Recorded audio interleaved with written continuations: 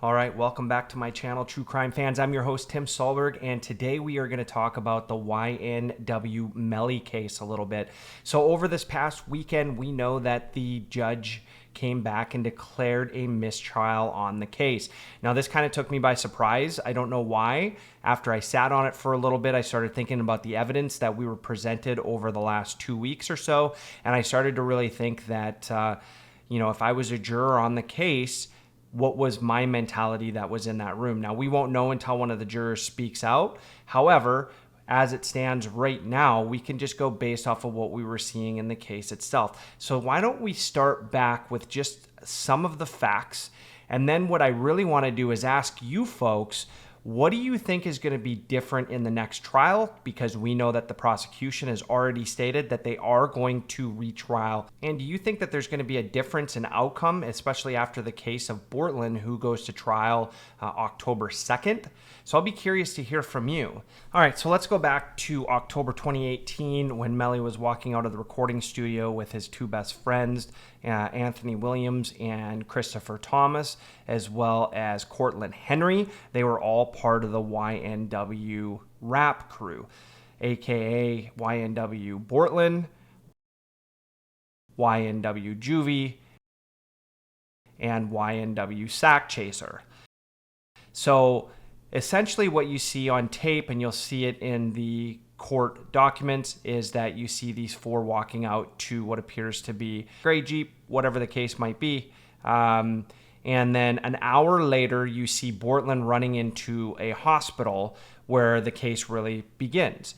Now, what happens is the authorities come out and they start cordoning off where that Jeep was and start asking a lot of questions. Now, during that time, Bortland essentially says that there was a drive-by shooting. So that's a timeline real quick. If you want to look at the case, there's a lot of case study that's out there that goes into far more detail. That's not my purpose here. I just want to make sure that you kind of get a little bit of an understanding of what's going on.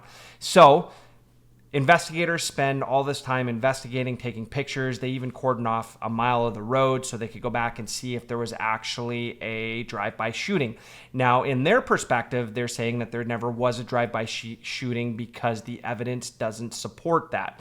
Now, this all played out in court, right? And while this was all playing out, myself, I was like, once you go into details, you'll see the pictures of what it looked like in the Jeep itself, which was pretty interesting.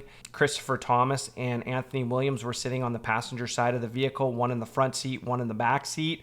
And the prosecution is making the case that Melly would have been in the back left seat and was the one that was firing upon his two best friends, and that they staged the drive-by shooting. Now, with all of that being said, there's a lot of pictures in there. There's a lot of evidence. You'll see a ton of evidence in the pictures, and a lot of it does point towards Melly and Bortland. Now, I will say that a lot of it is circumstantial. As a matter of fact, you don't get any smoking gun evidence within any of the case that's been presented. Quite the opposite, in fact. You get basically the prosecution trying to limp together or trying to piece together circumstantial evidence that points the way of Melly. Now, keep in mind, Melly and Bortland were tried separately. Bortland's waiting to go on trial in October, and Melly went first, right? And you even had Bortland that testified in Melly's case. So what I'm curious to see is what's really going to change in this case coming forward. So if we look at the picture evidence, is there anything in the picture evidence that's going to point towards Melly in a second trial? And it's hard to say, right? You could use the forensics and what the prosecution is saying of where Melly would have been seated in the vehicle. Could he have committed those murders? Absolutely. Again, you have to assume that he's sitting in that back seat. We don't see him sitting there. We don't see him running into the hospital. As a matter of fact, once they leave the studio, we don't know what happens, right? And there's an hour of time frame between them leaving the studio to the time that they get to the hospital. Now, you also see Bortland running in. Now, if Bortland and Melly committed this crime, wouldn't it have been easier to try to go hide the bodies instead of trying to stage the crime? And one could argue, and I want to hear from you folks, is it smarter to stage the crime? And if he gets off, right, assuming that he was in the car, then was that a smart play? I don't know. I don't know if he's innocent or guilty at this point. I think the more I look at the evidence over the weekend, I honestly thought he was going to be guilty. But when I heard that it was going to be a mistrial, I went and looked at the evidence and I was like, man, I could see how a juror might not see him being guilty, and I could see how a juror could see him as being guilty. A lot of circumstantial evidence, no smoking gun evidence. And I will tell you this, if it was me on trial and I didn't commit the crime and there was a lot of circumstantial evidence, I wouldn't want to go to jail for that. And there's a lot of coincidences, absolutely, but there's a lot of things that don't add up as well. And I just really don't think that the prosecution has a good case. So let's talk about the drive-by for a second, right? They say that the drive-by could have been staged because of some of the evidence that was found, or in this case, that wasn't found. Now, that could be the case to be made as you look at the trajectory of the bullets and forensics. Have they ever been wrong? Yes, they've been wrong in the past. And then my question would be, with all the drive-by shootings that happened, probably the most specific would be Tupac's shooting is, Suge was never hurt in that shooting. He was grazed in the head, and they're trying to argue in court because Bortland didn't have a scratch on him. It couldn't possibly have been a drive-by shooting, and the lack of evidence shows that there was no drive-by shooting. Well, just comparing those two cases, and I know they're drastically different cases, and one will argue, well, there was evidence outside the car in Tupac's case. Yes, I'm not bringing Tupac's case into this to compare, other than Suge was grazed by a bullet in the head, right? Was he injured? Yeah, but for the most part, he went relatively unscratched. The Tupac drive-by shooting is probably the most renowned, the most studied drive-by shooting in history, and probably has the most eyes on it. And nobody is saying anything about that one not being a drive-by shooting, although there was some theories in the past in that same case that maybe Suge was the shooter. I understand that, but that's basically what the prosecution is trying to suggest in this case as well. And that, to me, just says, hey, there's reasonable doubt there, because it could be either way, right? Maybe it wasn't a drive-by, maybe it was. If it was a drive-by, there's definitely a shot, if you're the driver, that you don't get hurt. So that's something that I want to throw out there. Okay. I did hear last week in court when I was listening to it, I had to work all week, so I didn't get to listen to all day, every day, but I did hear the prosecution ask, or basically state, that one of the motives for Melly would be because he was the breadwinner and he was the one that was having to share his money with his group.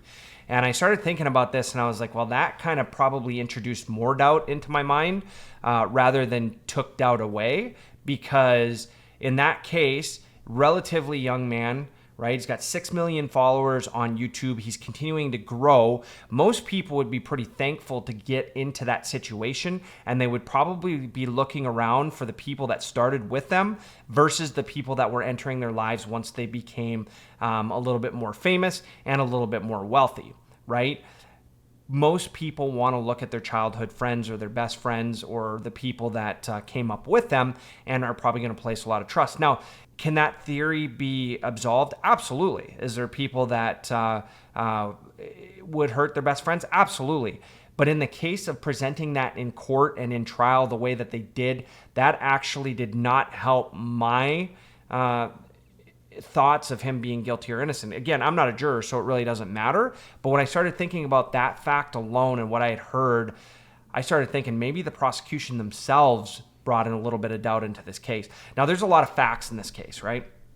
I'm not going to hit all the facts. You can go look at a lot of the videos that you see. If you watched a lot of the case, a lot of stuff happened. You can talk about Bortland's testimony. You can talk about all of that stuff. My ask here from you folks is, what do you think is going to be different in the next case? Do you think that the prosecution just goes ahead and presents the exact same case because it's a different jury? Or do you think they really think this through a little bit and maybe present it in a little bit different way?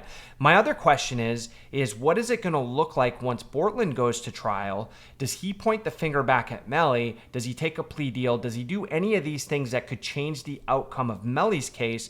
in a second trial, because you know that the prosecution is going to be trying to land this. And then do they take the death penalty off the table? Does that change it for anybody at that point as well? So those are the questions that I have for you.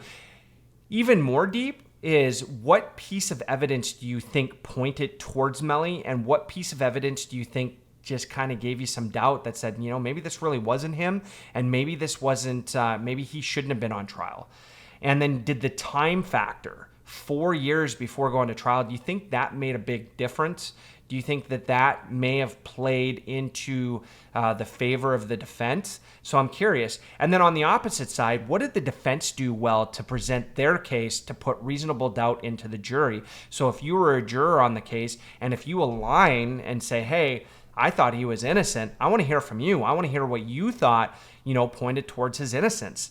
And what did the defense do very well that said, hey, this person is innocent, not guilty, and what kind of chess match was that? Leave those down in the comments, and I'll read those out. If we have enough, I'll do another video, and we'll kind of look at both sides.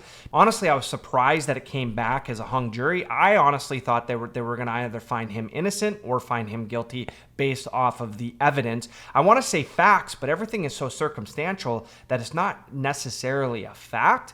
It's one of those things of who put the puzzle pieces together better. And in this case, it sounds like more that the defense won, or you could look at it as the prosecution lost. Either way, I want to hear from you folks, and I want to hear what you think is going to happen in the second trial. Based on that note, I hope everybody has a wonderful week this week. I will be putting out another video probably on Friday, a little bit shorter, very similar to the Brian Koberger attorney one. Something a little bit different, but still in line with true crime. And on that note, have a wonderful week, everybody. I hope to hear from you, and gain your subscribe.